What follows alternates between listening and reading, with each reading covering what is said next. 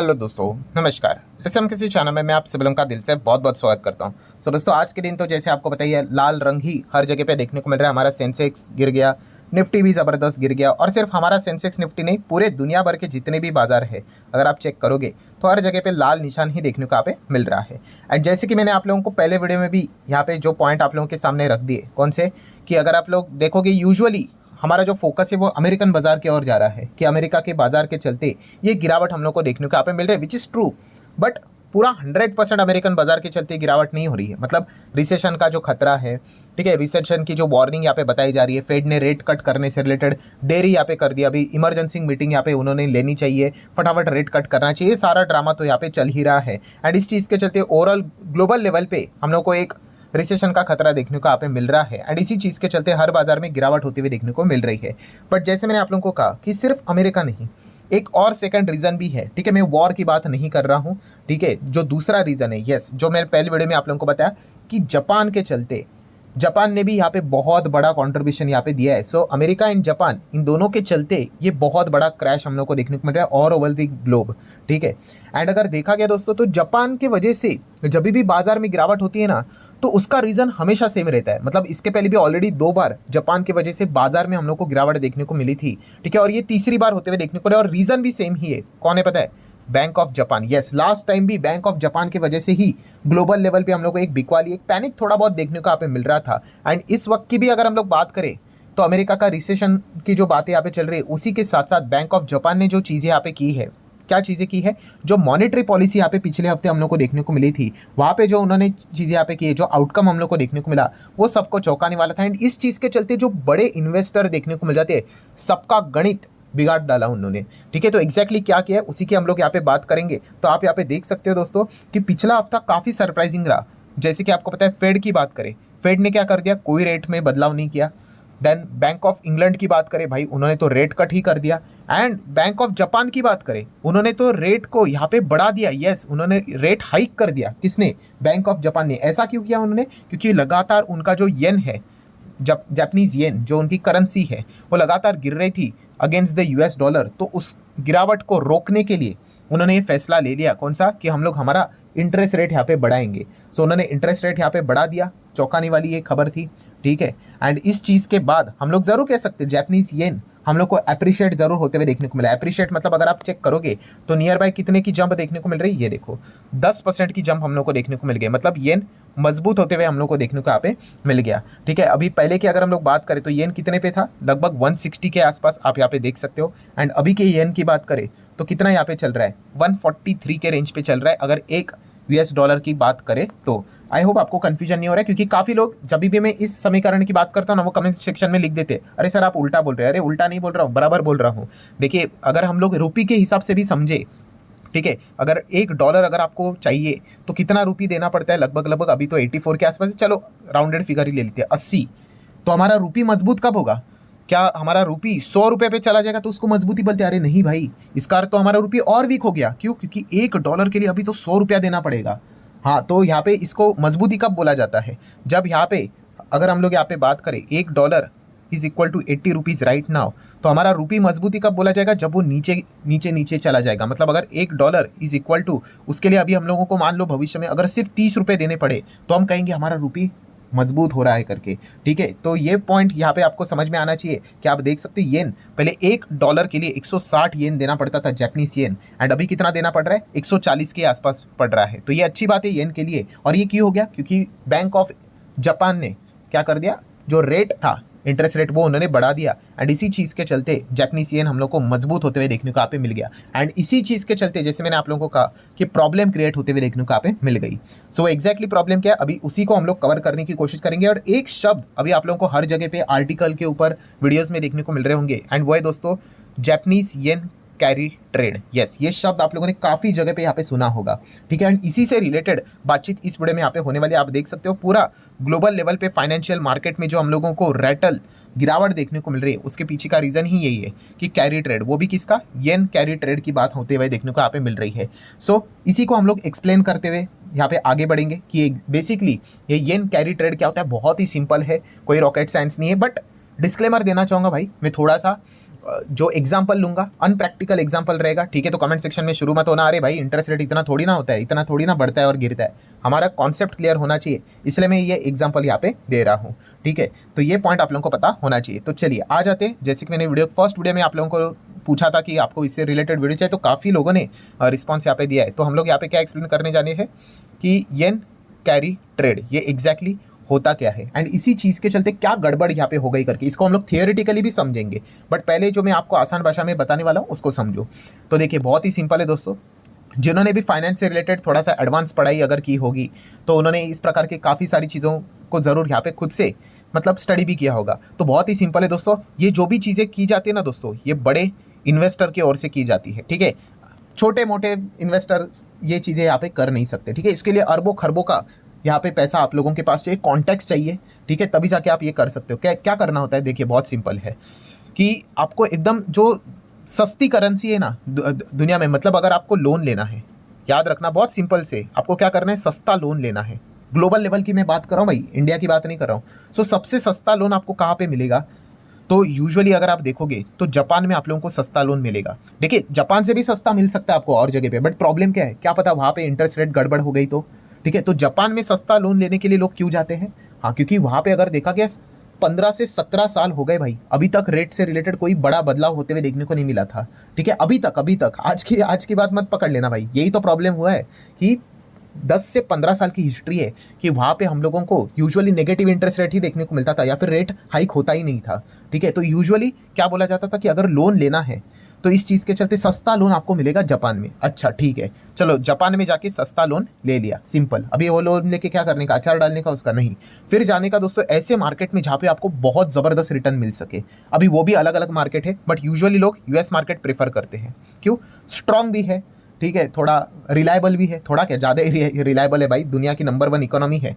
तो वो बड़े इन्वेस्टर जाते किधर, अमेरिका में, ठीक है। अमेरिका में जाके वो क्या करेंगे, अभी उसको जो येन का जो लोन उन्होंने लिया है उसको वो कन्वर्ट करेंगे डॉलर में, एंड डॉलर में कन्वर्ट करके क्या करेंगे, कोई ना कोई असेट खरीदेंगे, ठीक है। अभी असेट क्या हो सकता है, बॉन्ड खरीद सकते हैं, या फिर बॉन्ड से बेहतर आपको ज़्यादा रिटर्न्स किस में मिलेंगे, ऑब्वियसली इक्विटी में मिलेंगे, ठीक है। सो बेसिकली उन्होंने क्या किया, यहाँ पे जो बड़े प्लेयर्स यहाँ पे रहते हैं वो लोन लेते हैं जापानीज येन में, उसको बाद में डॉलर में कन्वर्ट करते हैं, एंड उसके बाद यूएस की ही इक्विटी जो डॉलर वाली है, ठीक है, उसमें निवेश करते हैं। मतलब यूएस के मार्केट में जाके शेयर्स उठाते हैं, जापान से लोन लेते हैं और यूएस के जो मार्केट है वहाँ पे जाके शेयर्स खरीदते हैं, ठीक है। और इससे क्या हो जाता है दोस्तों कि यूएस का मार्केट ऐसा भागता है तो उनके अच्छे रिटर्न्स बनते हैं, और यहाँ पे जो उनको इंटरेस्ट देना यहाँ पे पड़ता है जापानीज येन में, ठीक है, उसको माइनस करेंगे तो उनको क्या मिलेंगे, यहाँ पे रिटर्न मिल जाएगा, इसको बोलते हैं स्प्रेड, ठीक है। तो अभी तक की अगर हम लोग बात करें तो क्या हो रहा था, एक फैब्रिकेटेड एग्जांपल है, इसको प्रैक्टिकली मत पकड़ लेना। कितना रिटर्न पकड़ लेते, मान लो ऐसे ही बोल रहा हूँ रफली, मान लो कि अमेरिका में मिल रहा था भाई 15% की रिटर्न ऐसे ही, ठीक है, और लोन मिल रहा था इनको सिर्फ 1% पे, तो इनका स्प्रेड कितना बनता है, 14% का फायदा, ठीक है। कॉन्सेप्ट समझो भाई, प्रैक्टिकल तो ये चीज़ें पॉसिबल नहीं है। अभी क्या हो गया, क्या अगेन बोल रहा हूँ कि 15% का रिटर्न अमेरिका में, 1% का लोन इन्होंने लिया है, तो 14% का फायदा इनको मिल गया बड़े प्लेयर्स को। बट प्रॉब्लम क्या हो गया, ये जो 1% है ना दोस्तों, ये यूजुअली स्टेबल रहता था, ये है बैंक ऑफ जापान, तो उन्होंने क्या कर दिया, ये रेट को बढ़ा दिया। तो बढ़ा दिया मतलब मान लो चलो एग्जांपल लेते 2% कर दिया। अभी इससे क्या हो गया, यहाँ पे 15, यहाँ पे 2, और यहाँ पे क्या हो गया 13 हो गया। तो आपका जो 14% बनता था वो अभी कितना बन गया, 13%। कम हुआ कि नहीं, यस कम हो गया। एंड इसी डर के चलते कि अभी आने वाले समय में और बैंक ऑफ जापान क्या करेगा, रेट बढ़ाते जाएगा, तो ये 2 नहीं ये 3 हो सकता है, फिर ये 4 हो सकता है, तो आपका जो 14 था वो 13 हो सकता है, 12 हो सकता है, 11 हो सकता है। तो ये चीज़ें हम लोग को देखने को मिली, और ये कैलकुलेशन बहुत लंबे लंबे और बड़े बड़े कैलकुलेशन होते हैं भाई, फिक्स कैलकुलेशन वो लेकर चलते हैं, थोड़ा भी इधर उधर हुआ तो बहुत बड़ा इनको घाटा हो सकता है, ठीक है। आप एग्जाम्पल को लेकर बोलेगे अरे ठीक है ना यार 10-15% तो मिल रहा है, ऐसा नहीं है, ये तो मैंने जस्ट एक आपको कॉन्सेप्ट समझाने के लिए किया है कि क्या गड़बड़ हुई है। एंड इसी चीज़ के चलते अभी उन्होंने क्या किया, अरे भाई बैंक ऑफ जापान ये अपना इंटरेस्ट रेट बढ़ाते जा रहे हैं, ठीक है। तो इस चीज़ के चलते अभी एक काम कीजिए, हमारी जो इक्विटी है जो यूएस में उन्होंने डॉलर टर्म में निवेश करके रखा है, यस, उसको उन्होंने बेचना स्टार्ट किया, फटाफट बेचो बेचो बेचो, इसीलिए तो वो गिर रहे हैं फटाफट फटाफट। ये सब कौन है, ये वही है, ये कैरी ट्रेड वाली ही है जिन्होंने जापान से लोन उठाया ना बड़े प्लेयर्स, और वो अमेरिका में अभी बेच रहे हैं, वही है वो, ठीक है। अभी इससे क्या हो गया, जो दूसरा भी एग्जाम्पल हम देख रहे थे कि 15 - 1 14 देखने को मिल रहा था भाई, यहाँ से भी गिरावट होते हुए देखने को मिल रही है। अभी रिटर्न्स कम हो रहे हैं कि नहीं, अमेरिका में बहुत बड़े स्तर के ऊपर कम हो रहे हैं। तो अभी मान लीजिए अगर अमेरिका से वो रिटर्न 15 से अभी ऐसे गिर गिर के 7 तक आ गए, और यहाँ पे इंटरेस्ट रेट बढ़ बढ़कर 2 तक आ गया, तो भाई अभी आपको कितना मिलेगा, केवल 5 मिलेगा। पहले 14 मिल रहा था, अभी केवल 5 मिल रहा है। एंड इनफैक्ट ये नेगेटिव भी जा सकता है, लॉस भी हो सकता है। तो इसलिए वो फटाफट क्या कर रहे हैं, यहाँ पे जो है, ठीक है, यहाँ पे तो कोई कंट्रोल नहीं है भाई, वो तो रेट बढ़ाते जाएंगे, ठीक है। तो यहाँ पे वो क्या कर रहे हैं, फटाफट फटाफट इक्विटी अपनी बेचते जा रहे हैं, किधर, अमेरिका में, डॉलर के टर्म में जो देखने को मिल रहा है, और उसको सेटल डाउन कर रहे हैं। तो इसी को बोलते हैं दोस्तों येन कैरी ट्रेड। इसी चीज़ के चलते गड़बड़ हम लोग को होती हुई देखने को मिल रहा है। अगर इसको थियोरेटिकली अगर आप पढ़ने जाओगे अभी, तो आपको आसानी से समझ में आएगा। देखिए what is a carry trade.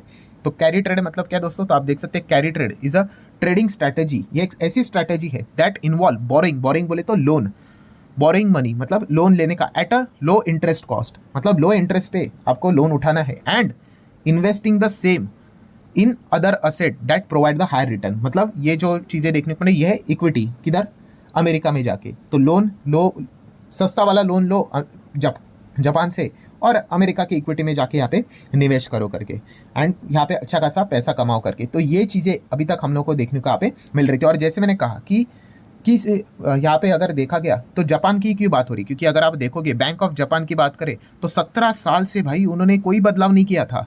इसीलिए हर कोई प्रेफर करता था कि जापान से ही लोन उठाया जाए बड़े स्तर के ऊपर, काफ़ी कम इसमें ब्याज पे मिलता है, ठीक है, और फ़ायदा होगा करके। बट पिक्चर तो बदल गई भाई। नेगेटिव इंटरेस्ट रेट इस साल उन्होंने क्या कर दिया, हटा दिया। और लास्ट वीक की अगर हम लोग बात करें, सीधा सीधा उन्होंने इंटरेस्ट रेट को ही बढ़ा दिया। तो इसी से ही तो ये पूरा हम लोग को झटका लगते हुए देखने को यहाँ पे मिल चुका है।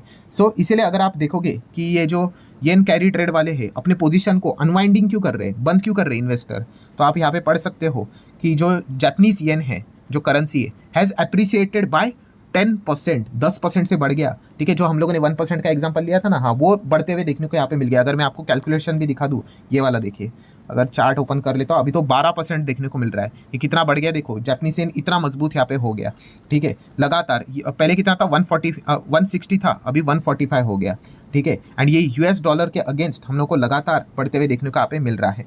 एंड इसी चीज़ के चलते आप देख सकते हो, एज द येन अप्रिशिएटेड, बढ़ रहा है against the US dollar, the investor had to rush and unwind their carry trade in order to cut the losses, ठीक है। लगातार उनको लॉस यहाँ पे हो सकता है, इसीलिए वो क्या कर रहे हैं, पोजीशंस को बंद करते जा रहे हैं। एंड इसी रीजन के चलते यूएस इक्विटी मार्केट में बड़ा फॉल हम लोग को देखने को यहाँ पे मिल रहा है। तो इसीलिए यहाँ पे इस चीज़ की चर्चा हम लोग को होते हुए देखने को यहाँ पे मिल रही है। एंड दैट्स वाई अगर हम लोग यहाँ पे बात करें तो अमेरिकन बाजार तो आज यहाँ पे गिरा है, बट अगर आप जापान का बाजार देखोगे, ओहो 12.5% तक क्रैश हो गया भाई, पूरी चकनाचूर हो गया भाई। इंटरेस्ट रेट हाइक भी यहाँ पे कर दिया, ठीक है। एंड ये सब कुछ गड़बड़ यहाँ पे हो, मतलब येन को तो मजबूत बना दिया उन्होंने, बट इक्विटी मार्केट की धज्जियाँ उड़ा दी उन्होंने, जो ये हम लोग को देखने को मिल रहा है। एंड आप देख सकते हैं 1987 मतलब 37 ईयर के बाद इतना बेकार क्रैश हम लोग को जापानीज मार्केट में देखने को मिल रहा है। जापान का बाजार 13% तक हम लोग को क्रैश होते हुए देखने को यहाँ पे मिल रहा था, ठीक है। एंड सिर्फ जापान का बाजार नहीं, अगर हम लोग कोरिया के भी बाजार की अगर बात करें तो वो भी आप देख सकते हो लगभग 9% के आसपास, 8.5% के आसपास गिरते हुए देखने को मिलता है। एंड वहाँ पे तो ट्रेडिंग भी हम लोग को बंद होते हुए देखने को यहाँ पे मिल रही थी 2020 के बाद। सो ये मेजर कारण था दोस्तों, जो कि हम कह सकते हैं कि अमेरिका के साथ साथ जापान का बाजार, इन दोनों के चलते, देखिए जापान के बाजार को डायरेक्टली रिस्पॉन्सिबल नहीं ठहरा सकते। अगर अमेरिका के बाजार में, ठीक है, अगर पिछले टाइम अभी जो रेट था, अगर रेट कट हो जाता दोस्तों, तो रेट कट होने के चलते आपको पता है मार्केट में तेजी के चांसेस रहते हैं। और जो हम लोग एग्जांपल ले रहे थे 15-114 का, ये वाला सिनेरियो बढ़ जाता, ये 16 होता, 17 होता, 18 होता, तो ऑटोमेटिकली वो इन चीज़ों को, इवन दो यहाँ पे रेट हाइक होने के चलते भी वो मैनेज कर लेते, बट वहाँ पे रेट हाइक नहीं, कट नहीं हुआ अमेरिका में, और वहीं से गड़बड़ स्टार्ट हो गया। और ऊपर से झापड़ जो लगा है, यहाँ पे थप्पड़ जो लगा है बैंक ऑफ जापान की ओर से, ये डबल झटका लग गया। एंड इसी चीज़ के चलते जो बड़े इन्वेस्टर है, जो कैरी ट्रेड करके, ठीक है, इसको कैरी ट्रेड ही बोला जाता है, येन के फॉर्म में अभी बात यहाँ पे हो रही थी, तो इसलिए येन कैरी ट्रेड बोला जाता है, उन्होंने अपने पोजीशंस बंद करना यहाँ पे स्टार्ट कर दिए हैं। तो ये दिक्कत हम लोग को फिलहाल तो देखने को यहाँ पे मिल रही है। सो आशा करता हूँ दोस्तों, वीडियो काफ़ी लंबा हो चुका है, बट कोई बात नहीं भाई, ये ऐसे कॉन्सेप्ट तो आप लोगों को टाइम देकर ही यहाँ पे सिखाना यहाँ पे पड़ेगा। फिर भी 14-15 मिनट्स में जितना हो सके मैंने समझाने की कोशिश की है। अगर आपको समझ में आएगा तो जस्ट एक कमेंट सेक्शन में येस छोड़ देना, तो मुझे फीडबैक मिलता है भाई कि एक्चुअल में समझा है या नहीं, ठीक है। सो आशा करता हूँ वीडियो हेल्पफुल लगा होगा, तो चाहो तो लाइक एंड शेयर कर सकते हो, ठीक है। अभी कैरी ट्रेड के चलते, येन क्रेडिट ट्रेड के चलते, ठीक है, हमारे इंडियन मार्केट में कौन से कंपनीज है जिनको थोड़ा बहुत नुकसान हो सकता है या फिर गड़बड़ हो सकती है, उसके बारे में भी हम लोग बातचीत आगे आने वाले वीडियोज़ में जरूर करेंगे, ठीक है। तो मिलते हैं अगले वीडियो में, तब तक के लिए बाय बाय।